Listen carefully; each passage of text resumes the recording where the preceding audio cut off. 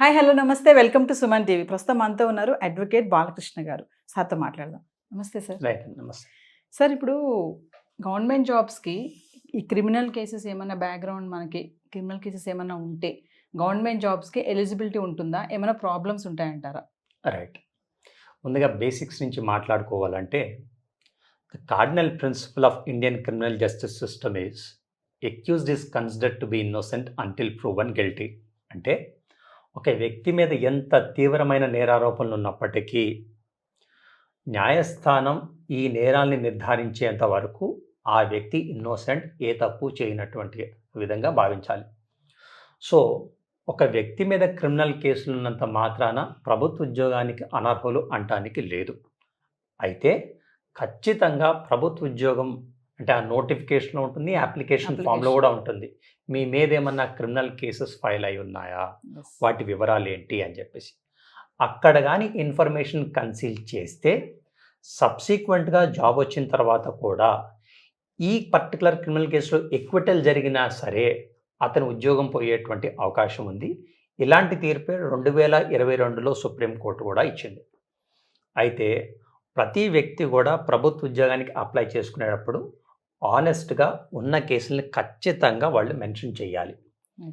ఏమవుతుందంటే for example prelims, mains, interview ఇలా screening అంతా అయిపోయిన తర్వాత అపాయింట్మెంట్ని హోల్డ్లో పెడతారు. ఈ పర్టికులర్ క్రిమినల్ కేసు క్లియర్ చేసుకోండి, ఎక్విటల్ అయిన తర్వాత వీళ్ళకి వచ్చేటట్టు. అంతేగాని పూర్తిగా అనర్హులైతే అవరు. మరి ఇంకొకటి కూడా ఉంటుంది. ఫర్ ఎగ్జాంపుల్ అప్లై చేసేటప్పుడు జాబ్ వచ్చే టైంకి క్రిమినల్ కేసు ఏమీ లేదు, వచ్చిన తర్వాత జాబ్ వచ్చిన తర్వాత క్రిమినల్ కేసు రిజిస్టర్ అయింది. క్రిమినల్ కేసు రిజిస్టర్ చేసినంత మాత్రాన ఉద్యోగం పోయేటువంటి అవకాశం లేదు. ఒక 2 years బ్యాక్ ఒక వ్యక్తి ఐపీఎస్ సెలెక్ట్ అయ్యి ముస్సోరిలో ప్రొబేషన్లో ఉన్నాడు. ప్రొబేషన్లో ఉన్న టైంలో తన వైఫ్ తన మీద 498A DVC ఇలాంటి క్రిమినల్ కేసెస్ పెట్టింది. ఇనీషియల్గా అతని సెలక్షన్ని తీసేసింది యూపీఎస్సీ, డిఓపిటి. సుప్రీంకోర్టు డైరెక్షన్ ద్వారా ఆయన్ని మళ్ళీ రీఇన్స్టేట్ చేశారు. ఎందుకంటే అవి కేవలం అభియోగాల స్థాయిలోనే ఉన్నాయి, అతను కన్విక్ట్ కాలేదు కాబట్టి. ఒక ప్రభుత్వ ఉద్యోగి మీద ఉండే కేసుల్లో కన్విక్షన్ జరిగితే ఉద్యోగం పోతుంది 100%. ఒక ప్రభుత్వ ఉద్యోగం మీద కేసు రిజిస్టర్ అయ్యి 48 hours పైబడి డిటెన్షన్లో ఉంటే అతన్ని సస్పెండ్ చేస్తారు. సో ఉద్యోగం రాకముందు కేసులున్నా సరే ఉద్యోగం వచ్చే అవకాశం ఉంది, కాకపోతే అపాయింట్మెంట్ని హోల్డ్లో పెడతారు. ఇవి క్లియర్ చేసుకున్న తర్వాతే అపాయింట్మెంట్ వస్తుంది.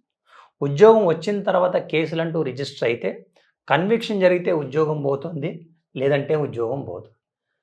కేసు ఉండి డిటెన్షన్ అంటూ జరిగితే వితిన్ 48 hours పైబడి డిటెన్షన్ జరిగితే సస్పెన్షన్ జరుగుతుంది.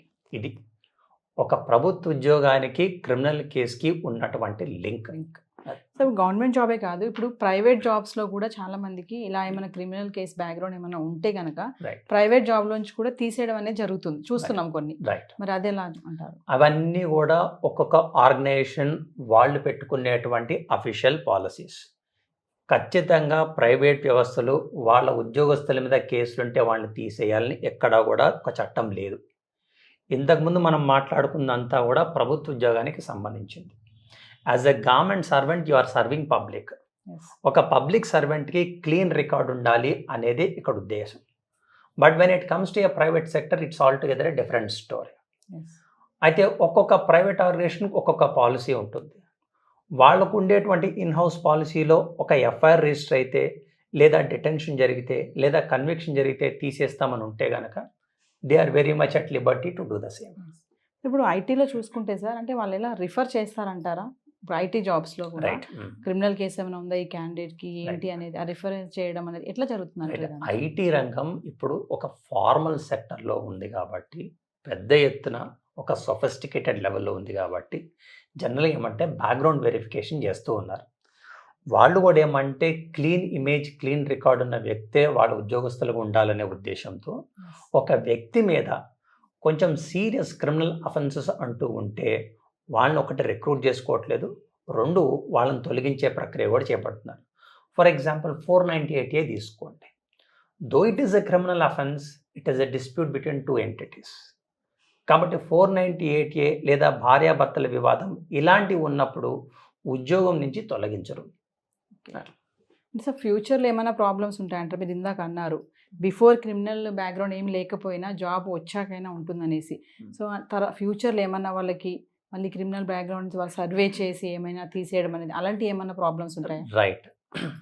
జాబ్ వచ్చిన తర్వాత కూడా జాబ్ ఎన్నాళ్ళు చేస్తున్నా సరే ఒక వ్యక్తి యొక్క యాంటిసిడెంట్స్ లేదా ప్రెసిడెంట్స్ వెరిఫికేషన్ ద్వారా ఇతనికి క్రిమినల్ యాంటిసిడెంట్స్ ఉన్నాయని ఎస్టాబ్లిష్ చేస్తే ఈ క్రిమినల్ యాంటిసిడెంట్స్తో ఇతని ఈ ఉద్యోగానికి ఈ ఆర్గనైజేషనల్ ఇంటిగ్రిటీకి విఘాతం కల్పిస్తున్నారని వాళ్ళు భావిస్తే ఎనీటైం అతను తొలగించవచ్చు.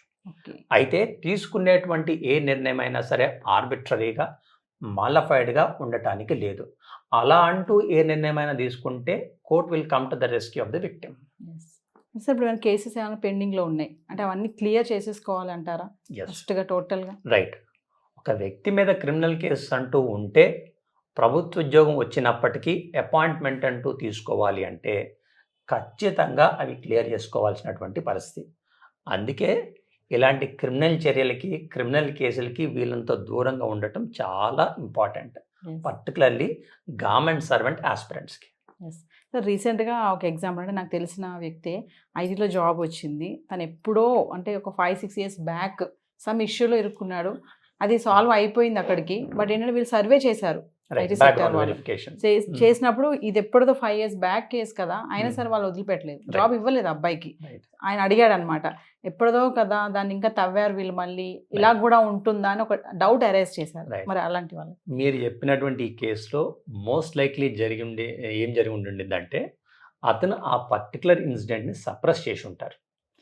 ఎప్పుడైతే రాంగ్ ఇన్ఫర్మేషన్ ఇస్తారో, ఎప్పుడైతే ఇన్ఫర్మేషన్ సప్రెస్ చేస్తారో, బ్యాక్గ్రౌండ్ వెరిఫికేషన్లో అదంటూ బయటపడితే ఆ గ్రౌండ్ మీద ఇతను ఆర్గనైజేషనల్ ఇంటిగ్రిటీకి కాంట్రరీగా ఉన్నారు అనే ఒక గ్రౌండ్ చూపించేసి అతన్ని తొలగించవచ్చు. ఇలా మీ ఫ్రెండే కాదు అనేక సందర్భాల్లో ఇవి జరిగాయి. ఎస్.